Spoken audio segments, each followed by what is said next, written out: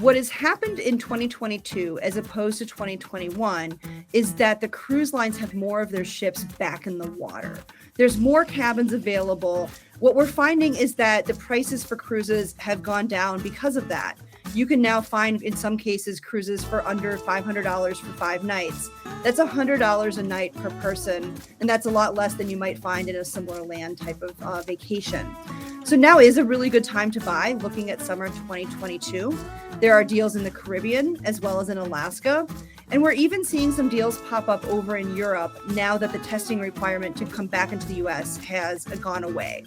Land vacations are very expensive right now. Hotels and flights are super pricey. So particularly if you're within driving distance of a port, now is a good time to kind of find those last minute deals and get that summer vacation. The cruise lines are ready to sail again, and they're ready to sail full. In many cases, we're already seeing that, particularly on the larger ships. They are booking at 100%. If you're curious whether cruising feels the way it did before the pandemic, it does on these ships. They have gotten rid of the mask requirements for the most part. They're sailing full again. The energy is back on board. And so if you're worried that a cruise vacation doesn't feel the same as it did before the pandemic, I can assure you that it's getting back to normal very quickly. The cruise lines still have the vaccination requirement, and this is across the board. This is being put in place by the CDC. Most cruise lines also have a testing requirement. You still have to take a test, usually within 48 hours of boarding.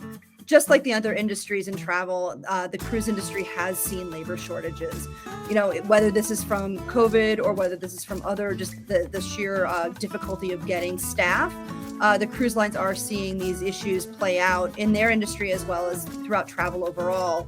And so there are some staffing shortages that you might notice. On some ships, for example, some restaurants might be closed one night simply because they don't necessarily have the staff to keep all the restaurants going. At Cruise Critic, we really recommend that this summer is a time to really look at the cruises that are within driving distance. If you do have to fly in for a cruise, we're now recommending that you come in 2 days before as opposed to one, simply because these airline delays that we've seen really within the last 2 months are unlike anything we've seen before.